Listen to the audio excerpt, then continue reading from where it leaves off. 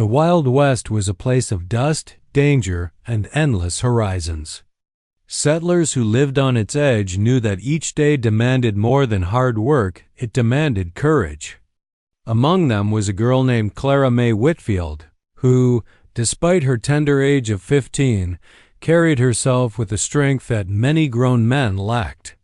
She was not tall, nor was she striking in appearance, but her sharp green eyes and steady hands marked her as someone who belonged to the frontier. Clara May lived with her widowed father on a small patch of land just beyond the town of Dusty Creek, a settlement that clung to life like a stubborn weed in the desert. The land was dry, the harvests were meager, and the sun seemed to beat harder there than anywhere else. Her father, John Whitfield, was a stoic man hardened by years of labor and loss. Since Clara's mother had died of fever 3 years earlier, he had leaned heavily on his daughter. She cooked their meals, tended their goats, patched clothes, and still found time to roam the wilderness that stretched beyond their shack. Unlike other girls her age, Clara had little interest in frills or dances at the town hall.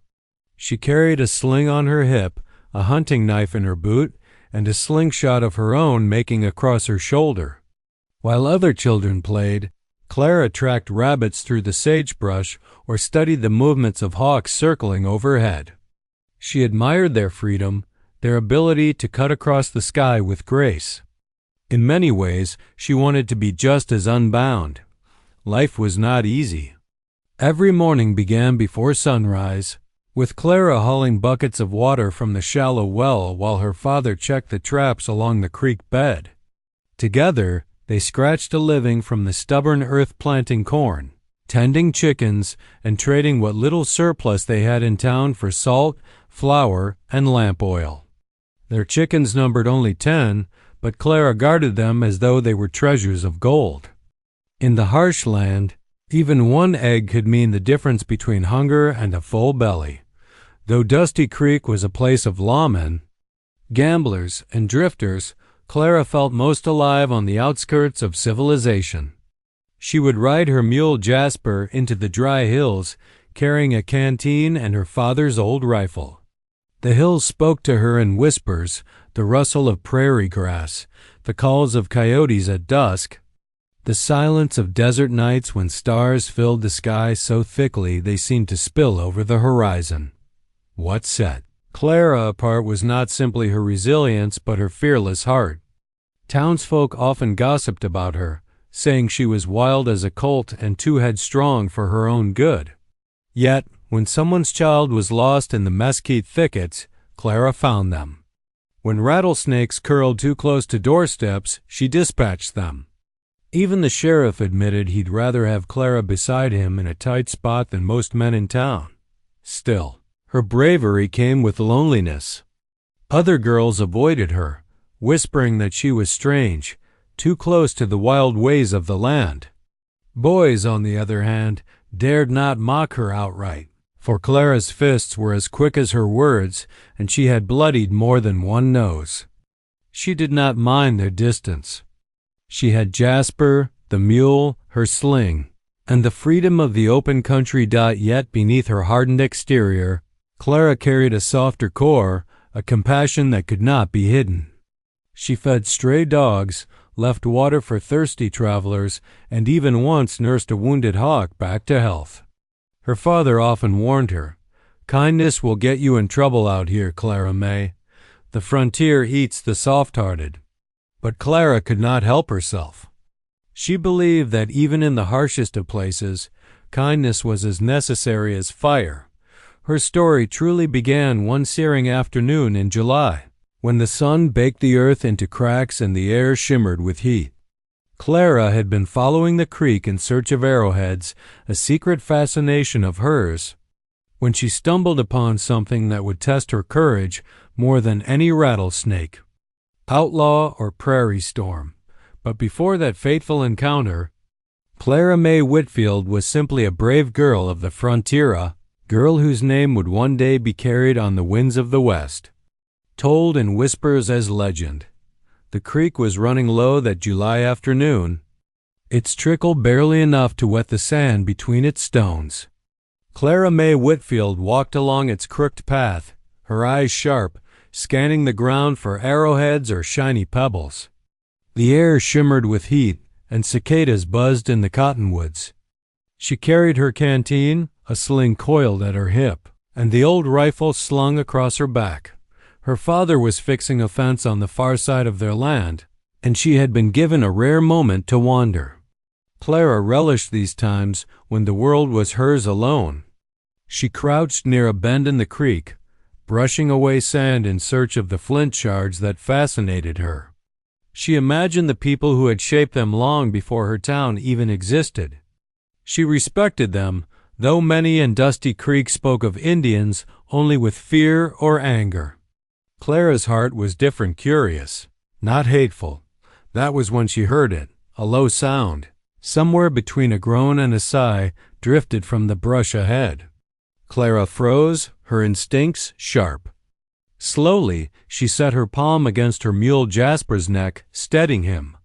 Her first thought was that a coyote had been caught in a trap. Then came another sound, soft, high-pitched, and unmistakable. A baby's cry. Clara's breath caught.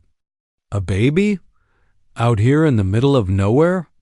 She moved carefully, crouching low, edging toward the sound with a hunter's caution. Pushing aside the willow branches, she saw a sight that made her heart thump like a drum. There, half hidden in the shade, lay a man. His skin was darkened by sun, his long black hair tied with a strip of leather, his chest bare except for a band of cloth. An Apache warrior. Blood stained his side, spreading through a torn deerskin shirt. He lay on the ground, breathing shallowly, but his eyes dark. Fierce eyes snapped open the moment Clara appeared. Beside him sat a small bundle. A baby, no more than a year old, wrapped in a woven cradleboard. The little one squirmed and wailed, its round face damp with tears. Clara's heart pounded in her chest. Every story the townsfolk told about Apache raids, about scalps and burning wagons, came rushing to her mind. Fear whispered to her, "Run, run back to town. Tell the sheriff," but another voice, stronger than fear, rose inside her. "He's hurt. And the baby? The baby will die without help." For a long moment, she and the warrior stared at one another. His hand twitched toward a knife at his belt, but he was too weak to lift it. Clara realized then that if he meant her harm, he'd already be dead from his wound. He could not fight her, nor anyone else. Her mouth was dry, but she spoke anyway. "You're hurt." The warrior's chest rose and fell, and though his eyes stayed sharp, there was no strength in him to reply. The baby cried louder, kicking against the bindings of its cradleboard. Clara felt her own heart ache. She knew hunger in that cry, and thirst. She knelt slowly, unfastened her canteen, and poured a few drops onto her fingers. The baby's tiny mouth opened, sucking greedily. The warrior's gaze softened, just for a moment. Clara saw in his eyes not the savage the townsfolk described, but a father, a desperate father clinging to life for his child. Still, the danger was real. If she were discovered helping him, her father would be furious. The sheriff might even accuse her of treason against her own people.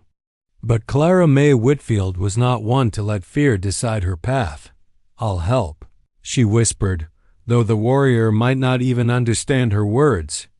She looked at his wound. It was deep, angry, and red at the edges. He must have been shot days earlier. He would not live long without care. Her mind raced. She had herbs back home that could clean the wound, bandages made from her mother's old linens. Food, 2 beans, bread, goat's milk for the baby. But to bring those things, she would have to sneak them past her father. Clara pressed her hand to the earth to steady herself. Her life had always been simple. Tend the chickens, mend clothes, survive another day. But now here, the choice before her was not simple at all. She could walk away, pretend she had never seen them, and no one would ever know. or she could stay and risk everything, her father's trust, the town's wrath, perhaps even her own life. The baby whimpered again, and that sound shattered her hesitation. Clara May tightened her jaw. She would not let a child die in the wilderness. The Apache warrior's eyes met hers once more, and though neither spoke the other's tongue, something passed between them. A silent agreement. A fragile trust born in the dust and heat of the frontier. Clara May had made her choice. She would help him. Clara May hurried home from the creek with her mind racing faster than her mule could trot. Every step, every creak of the saddle was weighed down by the decision she had just made. She had promised herself, promised the Apache warrior and his helpless baby, that she would help. But the moment the little cabin came into view, a new fear struck her. How could she hide this from her father? John Whitfield was a good man, but good did not always mean gentle. He was hardened by grief and the endless struggles of frontier life. To him, Apaches were enemies, raiders who had stolen cattle, burned wagons, and killed settlers. Clara could still remember his words after a raid 2 years earlier. The only good Apache is one who's too weak to fight. If he found out she had given water to one, let alone intended to save him, there would be consequences Clara dared not imagine. She dismounted by the chicken coop, breathing fast. The birds clucked and scattered around her boots as she unlatched the gate. She grabbed a basket and began collecting eggs, using the ordinary chore as cover. Her father called from across the field, his voice carried by the dry wind. "Find anything, Clara May?" "Just eggs," she answered, keeping her tone steady. Her father waved and went back to hammering the fence post. Clara exhaled. He hadn't noticed the tremor in her voice. She slipped inside the cabin, set the basket down, and began gathering what she would need. First, she cut strips from an old linen sheet, rolling them into bandages. Then she filled a small tin with crushed comfrey leaves she had dried weeks earlier. Comfrey was her mother's cure for deep wounds, knit bone, she used to call it. Clara remembered watching her mother tend to cuts and bruises with a steady hand. Now Clara's hands would have to carry on that work.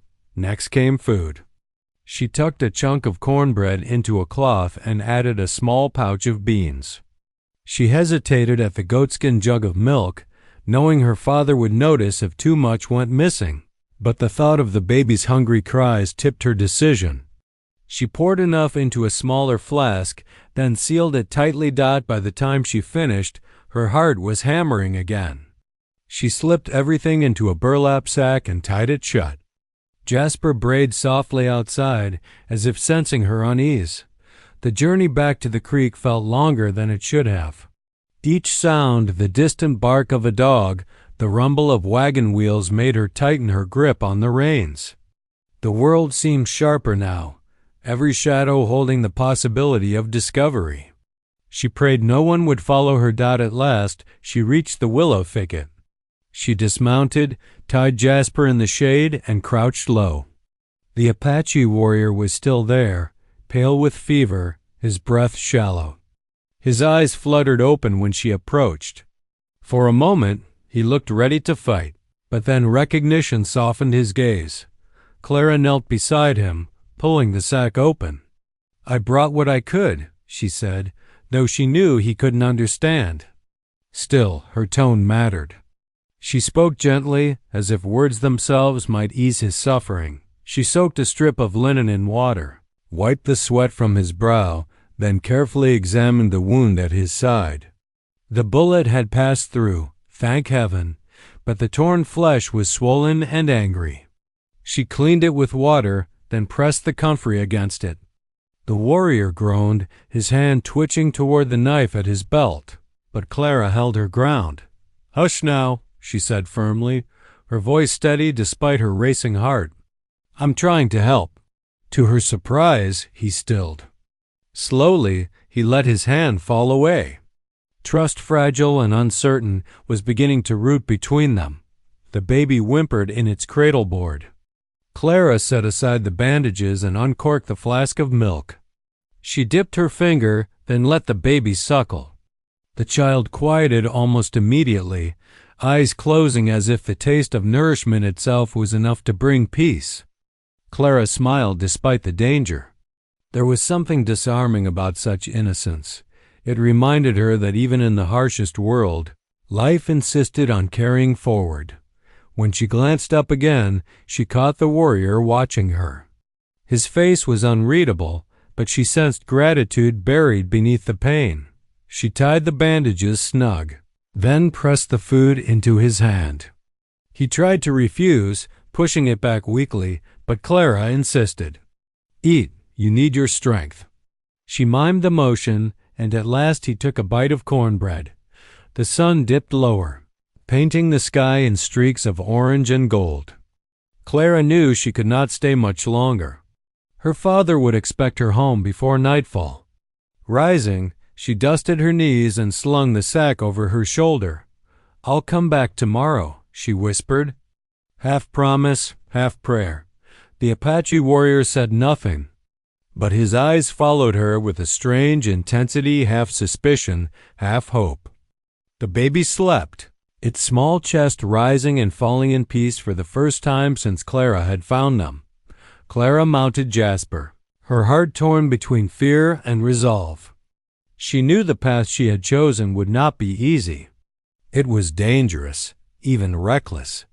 But it was also right. And for Clara May Whitfield, right was reason enough that the days that followed became a dangerous balancing act for Clara May Whitfield.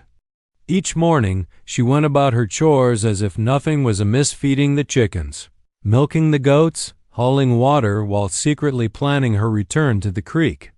Each evening, when her father was occupied mending tools or dozing by the fire, Clara slipped away with her burlap sack of food, herbs, and water. She tended the Apache warrior's wound with quiet determination.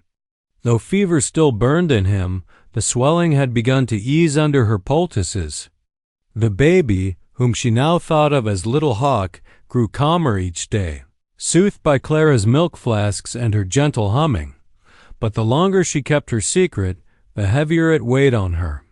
She had to lie to her father, to her neighbors in town when she went to barter eggs, even to herself when she questioned the wisdom of helping a man the settlement would call their enemy. One evening, Clara was returning from the creek when the sound of hoofs thundered up the trail behind her. She froze, pulling Jasper into the shadow of a mesquite tree.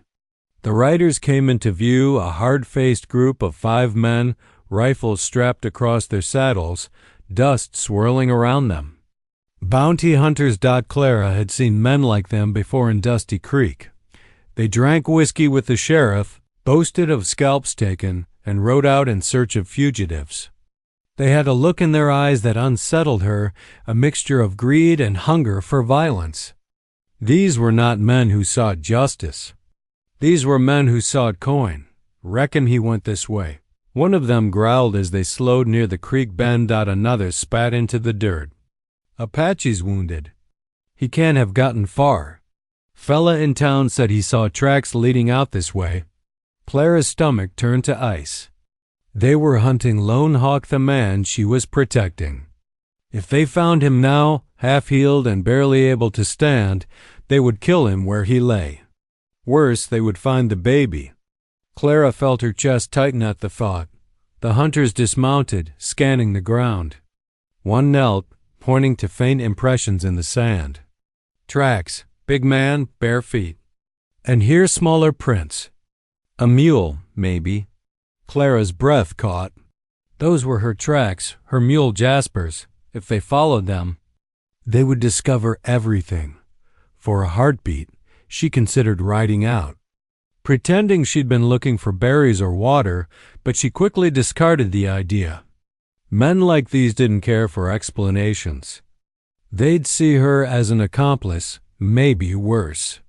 She needed to protect Lone Hawk and the child. Summoning her courage, Clara nudged Jasper forward, out into the open. The men turned, surprised by her sudden appearance. "Well, what have we got here?" One sneered, tipping his hat. A little frontier girl out ridden alone. Clara forced a steady smile. I've been looking for strays. Our goats like to wander down by the water. The man who had knelt studying the tracks narrowed his eyes. Funny girl. These prints here don't look like goat tracks to me. Clara's heart hammered, but she held her ground. You'll find deer and coyotes down here too.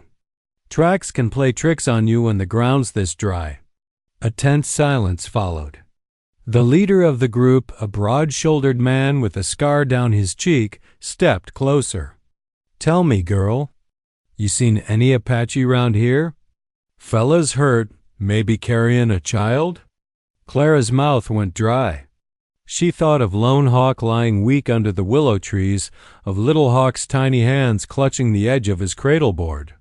She thought of how easily these men could kill them both. No, she said firmly, shaking her head. Only jackrabbits and buzzards. If there was an Apache here, I'd have run home screaming. The scarred man studied her for a long moment. His gaze was sharp, weighing every flicker in her eyes. Clara forced herself not to blink, not to flinch. At last he grunted, Maybe so. Boys, we'll ride north a ways. If he's still breathin', we'll catch him. Reluctantly, the men mounted up. Dust rose as their horses thundered away, leaving Clara trembling in the silence. She gripped Jasper's reins until her knuckles ached, then let out a shaky breath. She had bought Lone Hawk more time, but at great risk. The hunters would not give up easily. They would circle back. They would keep searching until they found their prey dot as Clara guided Jasper home under the blood-red sunset. Her resolve hardened. Helping Lone Hawk and his baby was no longer just an act of kindness. It was now a battle against the merciless world around her. And Clara May Whitfield, frontier girl, had chosen her side. After the bounty hunters rode off into the dusk, Clara May did not sleep soundly for nights. Each creak of the cabin walls in the wind, each howl of a coyote outside, felt like danger lurking too close. She could not shake the image of those hard-faced men, rifles glinting in the sun, asking about an Apache with a child. But every dawn brought its own demands. Clara carried on her chores as usual, gathering eggs, weeding the corn patch, mending torn clothes, while her father worked the fields. She acted as though nothing had changed. Yet in secret, her bond with Lone Hawk and the baby deepened with each visit. The warrior's strength began to return. He could sit up against the willow trunk now, and though he still moved stiffly, the fire in his eyes was growing back. Clara had learned his name from the way he touched his chest and spoke in his own tongue, Taza. It meant son of the dawn, though Clara only learned that meaning much later. At first, words were useless between them. Clara spoke English. Taza spoke Apache. Yet necessity bred its own kind of language. She would point to her chest and say, Clara. He would nod and repeat, his voice rough but steady. Then he would touch his chest, Taza. In time, they created a bridge of gestures and simple words. The baby, whom Clara still called Little Hawk, became their greatest teacher. When the child cried for food, Clara showed Taza how to warm goat's milk in a tin cup. When the baby left, the tension in the air broke, and for a moment, the three of them shared a peace unshaken by differences in tongue or blood. One evening, Clara arrived with a bundle of herbs and found Taza struggling to light a fire with trembling hands. She crouched beside him, striking flint against steel when he stopped her gently. Instead, he gathered 2 dry sticks, pressed them together, and twisted until smoke rose between them. Within minutes, a flame crackled to life. Clara's eyes widened. That's quicker than my way, she murmured, though he could not understand. He grinned faintly, tapped the flame, then tapped her chest as if to say, learn this. She understood, and so began a trade. She showed him her sling, how she could strike a tin can from 20 paces. and he showed her how to move silently across the sand without leaving a single trace. It was in those small lessons that trust grew. Taza, once wary of her every movement, now allowed her to clean his wound without flinching. When she brought food, he no longer pushed it away in pride but shared it willingly. And Clara, though she still carried her rifle for safety, found she no longer rested her hand on it when sitting with him. Her compassion had not gone unnoticed. One night, as the baby slept, Taza pointed to Clara's sling, then mimed a bird taking flight. He spoke a word she did not know, repeating it until she tried to mimic the sound. She laughed at her clumsy attempt, and for the first time, Taza laughed to a deep, warm sound that startled her more than any growl or groan. But their bond was not only in skills or laughter. It was in silence as well. There were evenings when they sat together by the creek. The baby nestled between them and listened to the water trickle over the stones. Clara felt something stirring inside her, a recognition that this warrior, so different from her in upbringing and blood, was no enemy. He was a father, a man of flesh and spirit, clinging to life for the sake of his child. The threat of the bounty hunters still loomed. Clara kept her ears sharp in town, catching whispers at the general store. "They'll smoke him out, sure enough," she heard one man say. "Apaches can't hide forever." Each rumor twisted her stomach tighter. But with every risk, her resolve grew firmer. She would not betray Taza and his child. One late afternoon, she brought Taza a pouch of dried corn and beans. As she placed it by his side, he caught her wrist, not roughly, but firmly enough to stop her. His eyes held hers, and he spoke in halting English, the first words she had heard from him beyond his name. "You." "Brave girl." Clara froze. The words were heavy, broken by accent, but their meaning was clear. A warmth rose in her chest, stronger than fear. She nodded, her throat tight. That night, riding Jasper home under a sky blazing with stars, Clara realized the truth. She was no longer just helping out of pity. She was no longer sneaking food and bandages because her heart could not stand to see a child cry. She was bound now to Taza, to Little Hawk, to the trust they had built in the shadow of danger. Whatever lay ahead, Clara May Whitfield was committed. She would protect them, no matter the cost. Clara May had begun to think their secret might hold. Weeks had passed since the bounty hunters thundered down the creek, and she had seen no trace of them since. Taza was stronger. Now he could walk, though slowly, with a branch cut for a cane.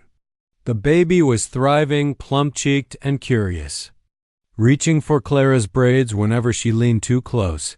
But in the Wild West, safety was always temporary. It was late afternoon when Clara arrived at the Willow Grove, a basket of bread and dried venison slung over her shoulder.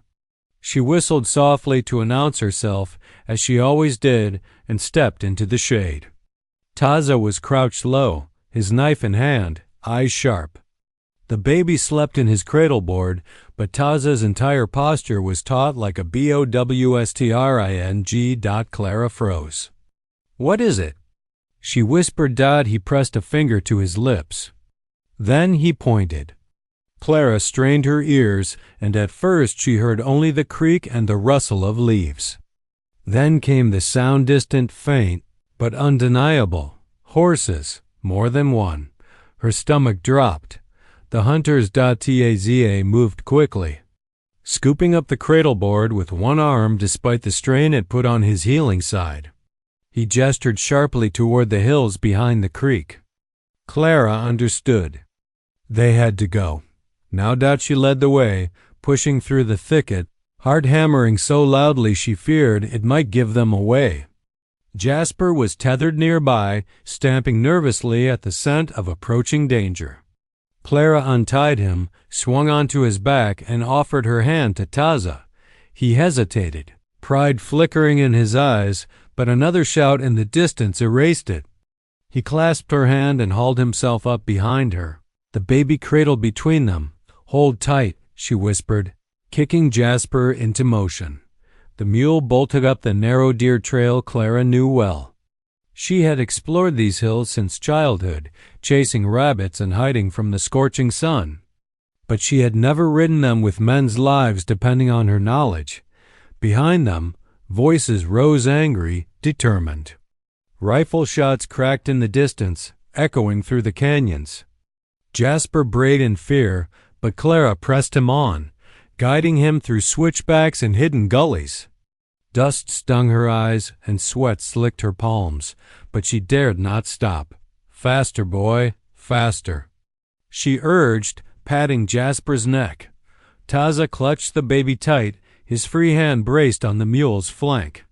Though wounded and weary, he did not complain, did not falter. He trusted Clara now, fully, to lead them to safety. The hunters were close. She could hear them hooves pounding, men cursing, the clink of rifles. They were driving their horses hard, certain their prey was cornered. Clara felt panic rise, but she forced it down. Panic made mistakes. And mistakes out here meant death. She steered Jasper toward a ravine, one she remembered discovering years ago. It looked like a dead end, a wall of stone. But hidden behind a screen of brush was a narrow path, barely wide enough for a mule and riders to slip through. She had used it once to escape her father's notice when she stayed out past dark. Now it would have to save them all. "Here," she hissed, pulling Jasper sharply to the left. The mule plunged into the brush, branches scratching Clara's arms. Taza shielded the baby with his own body, gritting his teeth. The path closed around them, steep rocks on both sides, but Jasper pressed on, sure-footed and determined. Behind them, the hunters thundered past, their shouts fading as they raced by the ravine's mouth without noticing the hidden trail. Clara held her breath until the sound of hooves finally dwindled. Only then did she slow Jasper, slipping down from the saddle. Her legs trembled with relief, but her heart still pounded. They had escaped for now. Taza slid down beside her, setting the cradle board carefully on the ground. He leaned heavily on the branch he carried as a cane, his chest heaving with exertion. For a moment he said nothing, only stared at her with an intensity that made her cheeks flush. Finally, in his rough, halting English, he spoke. "You. Strong. Like warrior." Clara managed a small, breathless laugh. "I just know these hills better than they do."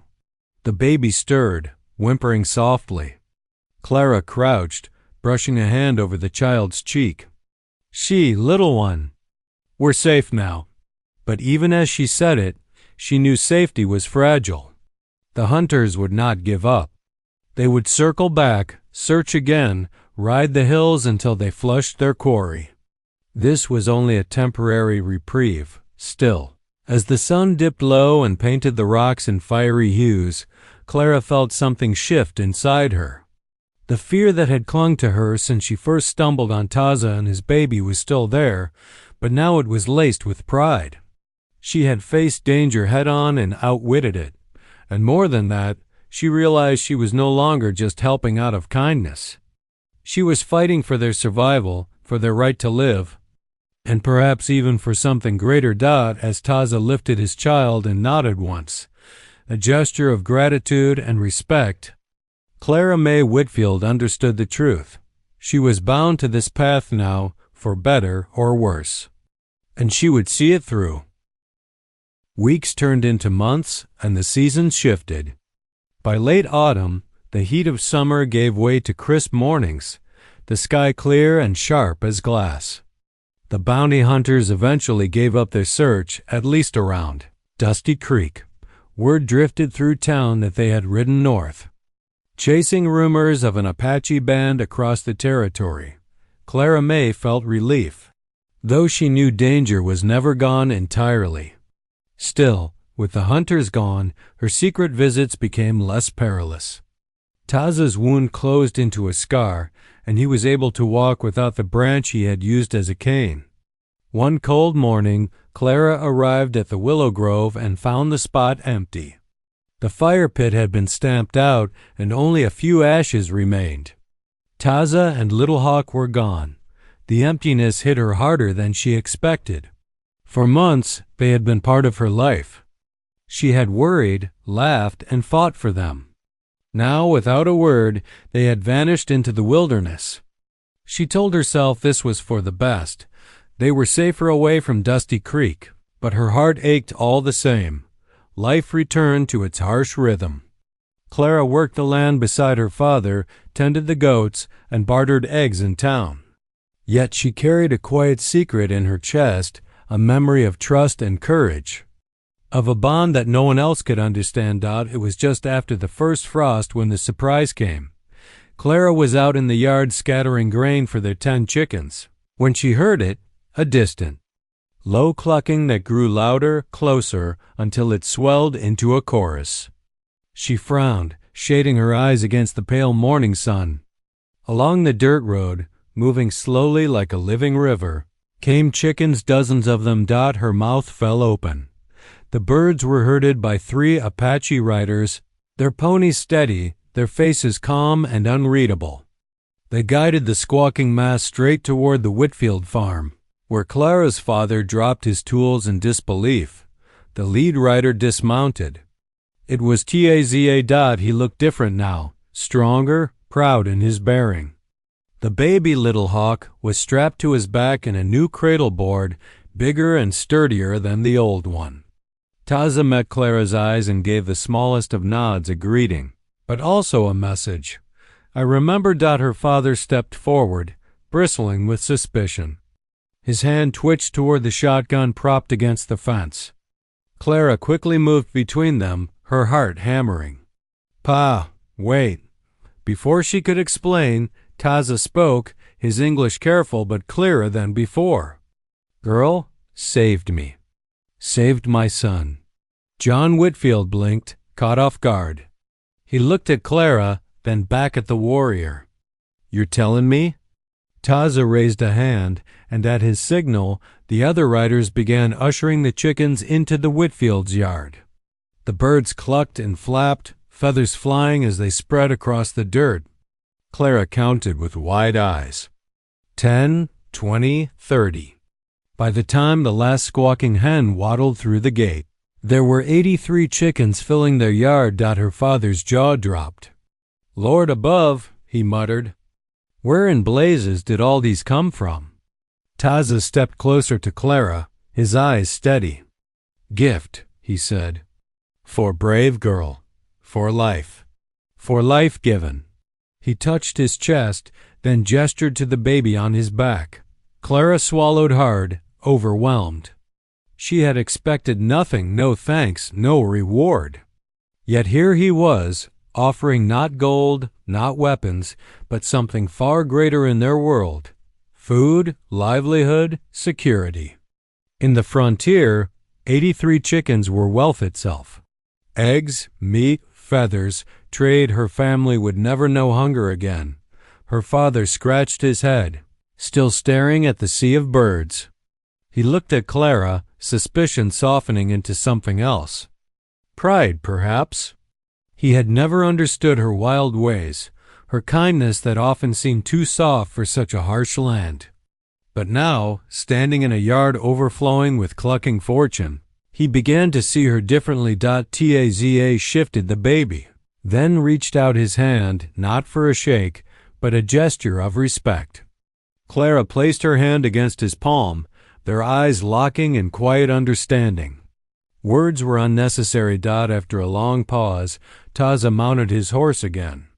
The other riders followed, guiding their ponies back toward the open horizon. Little Hawk peeked over his father's shoulder, dark eyes blinking at Clara. Before they vanished into the distance, Clara stood in the yard. Surrounded by feathers and noise, unable to stop smiling, her father finally found his voice. 83 chickens, he said, almost to himself. Girl, what in the world did you do? Clara only shook her head softly, her smile deepening. She couldn't explain it, not fully. Some things belong to the heart, not to words. All she knew was this: In helping an enemy, she had found a friend. And in return, she had gained more than she ever expected. From that frosty morning onward, the Whitfield farm was never the same. 83 chickens transformed the dusty homestead into something close to prosperity. Where once Clara and her father had scraped by with 10 thin hens, they now had a yard alive with clucking, crowing, and scratching claws.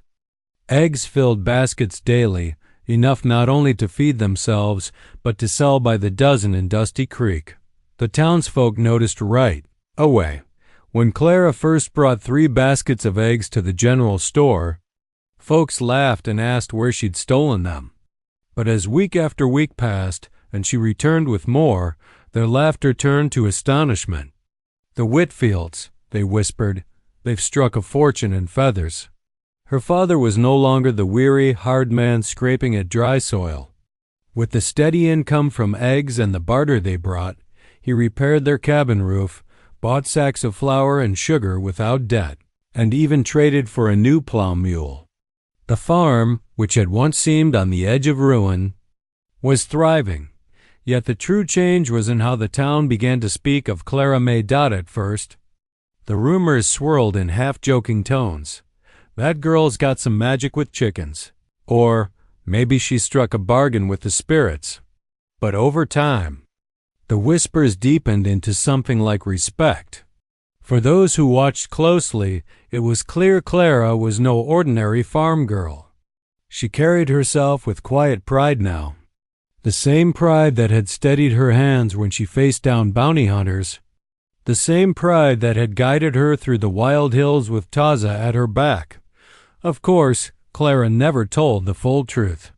She didn't speak of the wounded Apache she had nursed, or of the nights spent hiding from hunters, or of the bond forged by fire and danger.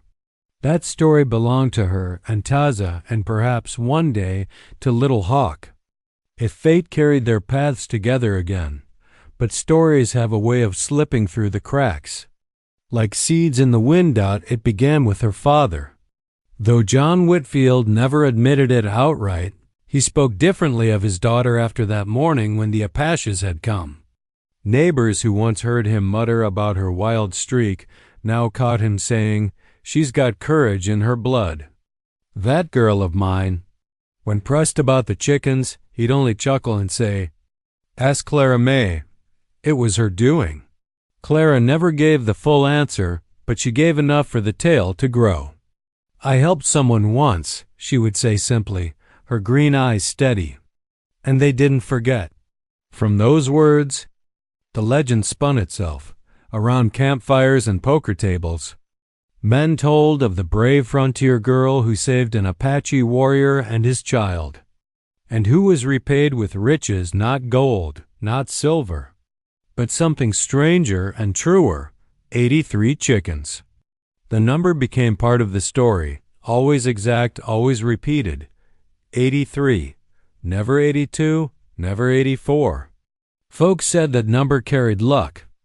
Some ranchers even started marking 83 on their barns, hoping fortune might smile on them as it had on Clara May. Children in Dusty Creek grew up daring each other to sneak past the Whitfield farm and count the chickens for themselves, though they never seemed to get the same tally twice. To them, Clara became larger-than-life, a figure as mysterious as the outlaws and lawmen they heard of in dime novels. For Clara, the legend didn't matter much. She still woke at dawn to feed the birds, still gathered eggs with her calloused hands, still rode Jasper along the creek when the chores were done. But inside her heart, she carried a quiet satisfaction. She had done what few dared. She had chosen compassion over fear, courage over prejudice. And because of that choice, lives had been saved, not only Taza's and Little Hawk's, but her own family's as well. Years later, when Clara was grown, travelers passing through Dusty Creek would still hear the story. Old-timers would lean back in their chairs, spit tobacco into the dust, and say, "You ever hear about Clara May Whitfield? The girl who saved an Apache warrior and his baby, and who ended up with 83 chickens to her name." changed her whole family's fortune. It did. The travelers would laugh, thinking it was just a tall tale, another Wild West exaggeration. But those who had seen Clara May's eyes sharp as hawks, kind as summer rain, knew better. Legends often grow from truth. And in the Wild West, truth was stranger and braver than most folks could imagine. So it was told, again and again, of a girl whose heart was stronger than her fear, who saved a warrior and his child, and who was rewarded not with riches, but with life itself embodied in 83 clucking, crowing, feathered gifts. And with every retelling, Clara May's name was carried further on the wind, until it became what she had never sought but had always deserved, a legend of the frontier.